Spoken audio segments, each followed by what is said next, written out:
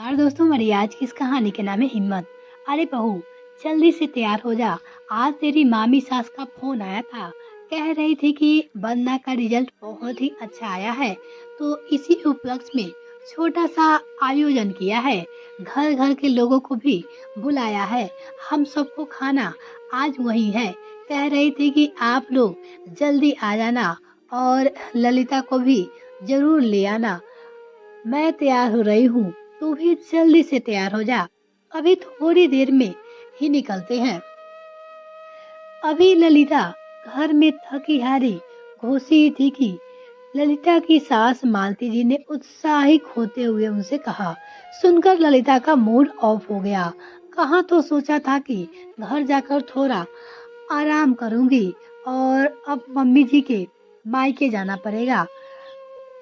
सब जानती थी कि वो मामी सास क्यों बुला रही है। एक पल के लिए उसके पैर वहीं पे जम गए। वहां चुपचाप खड़ा देखकर मालती जी ने कहा, अरे बहू जल्दी कर, हमें जल्दी ही वहां पे बुलाया है, जाकर थोड़ी बहुत उसकी मदद करा देंगे। सास बहू से कही, तेरी मामी सास को तो घर का खाना ही पसंद है, इसीलिए कोई महाराजा ही नहीं लगाती, यानी कि खाना बनाने के लिए कोई महाराज नहीं लगाती थी। अब हमें तो घर के लोग हैं, जाकर सिर्फ खाते हुए तो अच्छा नहीं लगता। उनकी बहू ने भी कहा कि ललिता भाभी को जरूर ले आना, इसलिए थोड़ी बहुत मदद करवा देंगे। मदद, ये सब हथौड़ा की तरह ललिता के दिमाग पे लग रहे थे। मामी सास महाराजा राज क्यों नहीं लगाती, ये वो अच्छे से जानती थी। और इस मर्द सब तो उन लोगों का दूर दूर तक कोई नाता नहीं था। मामी जी जाती है उन लोगों की मदद करने के लिए, मम्मी जी, पर वो लोग खुद ही सारा काम ललिता पे डालकर आराम फरमाने सभी बैठ जाते हैं। भला कौन मदद कराता है उसकी। सब तो बैठ जाते हैं पंचायती करने के लिए और बहू होने का नाते लगा देते हैं ललिता को काम पे। अब 25-25 लोगों का खाना बनाना कोई मामूली सी बात तो नहीं है। और ऐसा भी नहीं है कि कुछ तैयारी पहले से ही करके रख दी हो।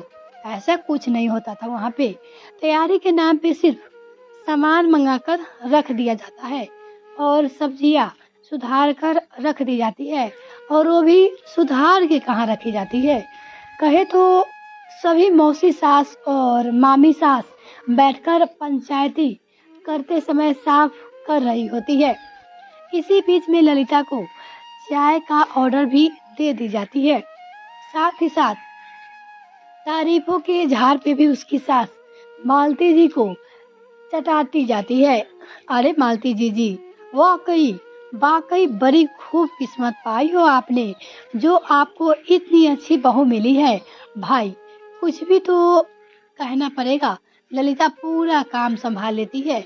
ये होती है हम बेफिक्र हो जाते हैं। और देखा ना, सबको इसी के हाथ का खाना पसंद है, इसलिए सब्जी तक बनाने नहीं देती मुझे, नहीं तो मैं कम से कम सब्जी तो बनाकर रख ही सकती हूँ। मामी सास अपनी चिकनी चुपड़ी बातों को कहती तो मालती जी अपनी बहू पे बलिहार हो जाती। लेकिन अभी पिछली बार की ही बात है, नाना ससुर जी का श्राद्ध था। मामी सास ने अपनी नंदों के परिवार को और अपनी बहनों के परिवार को भी बुलवाया था।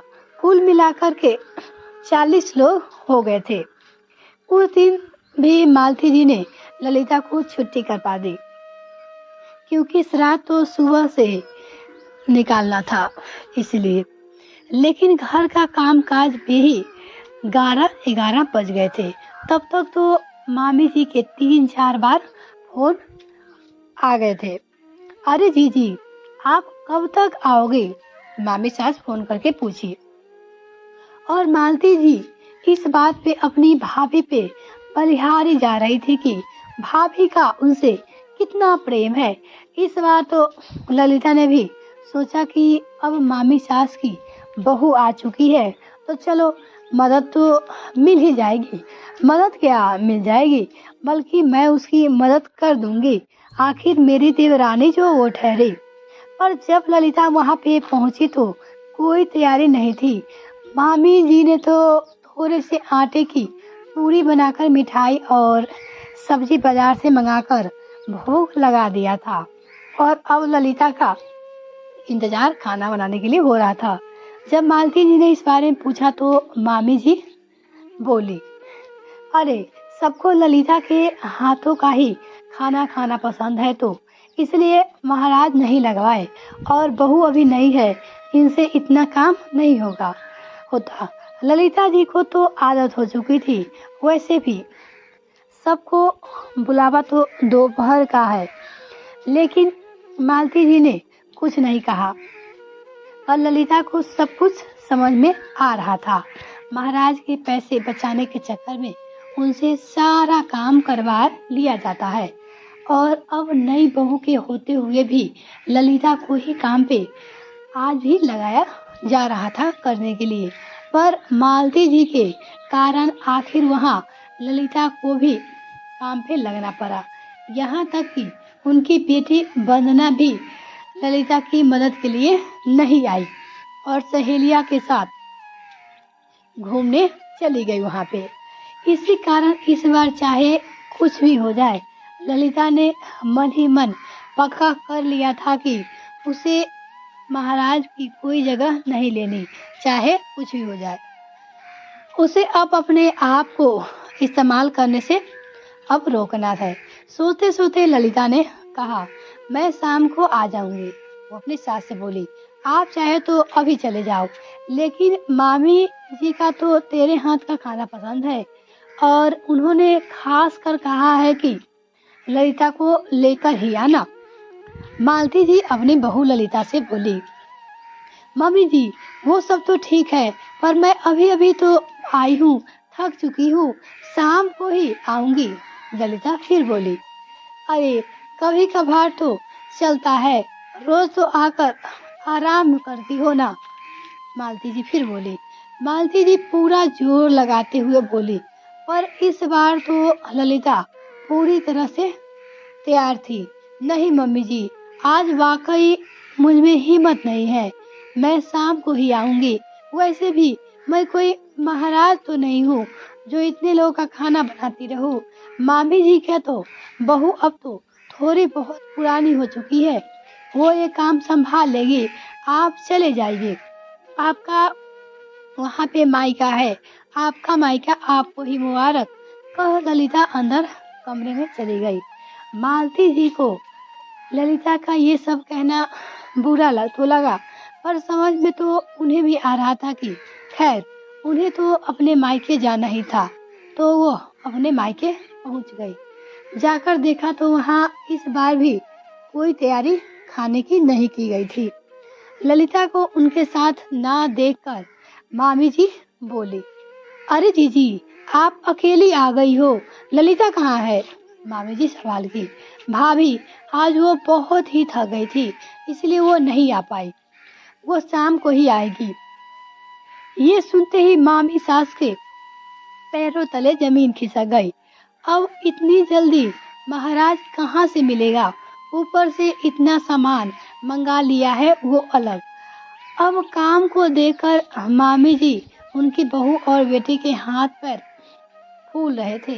जब ललिता नहीं आई, बहू ने तो हाथ खड़े कर दिए कि मुझे इतना काम मुझसे नहीं होगा, या तो मिलकर मदद करवाओ या फिर किसी महाराज को बुला लो। मालती जी को समझ में आ गया कि उनकी बहू का सिर्फ इस्तेमाल होता था यहाँ पे। आखिरकार बहू और बेटी दोनों मिलकर रसोई में गई। इधर मामी जी और मालती जी सब्जियां सुधारने लगी, लेकिन खाना बनाने वक्त सबकी हालत पस्त हो चुकी है थी। शाम को जब मेहमान आने लगे तब तक वो हैरान तैयार भी नहीं हुई थी। ललिता जब शाम को खाने के मौके पे पहुंची तो ना ही मामी जी और ना ही उनकी बहू और बेटी ने उससे ढंग से बात की, पर ललिता को कोई फर्क नहीं पड़ा।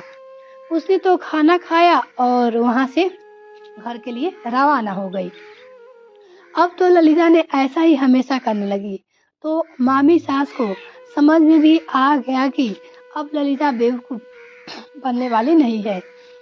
अब धीरे धीरे मामी सास ने सिर्फ ननद नंदोई को बुलाना शुरू कर दिया। अब ना ही पूरे परिवार को बुलावा होता था और ना ही बुलावा हुआ तो महाराज काम कराते थे। ये कहानी आपको कैसी लगी कमेंट सेक्शन में लिखकर जरूर बताइएगा। यदि आपने अभी तक चैनल सब्सक्राइब नहीं किया तो प्लीज़ सब्सक्राइब कीजिए, साथ साथ में बेल आइकन प्रेस करें ताकि मेरे और भी वीडियो का नोटिफिकेशन सबसे पहले आपको मिल सके। और अगर आप इस तरह की कहानी और भी देखना चाहते हैं तो प्लीज़ मेरे चैनल पर विजिट कीजिएगा, वहाँ पर आपको बहुत ही अच्छी अच्छी कहानी सुनने को मिल जाएगी। इस वीडियो को देखने के लिए बहुत बहुत धन्यवाद।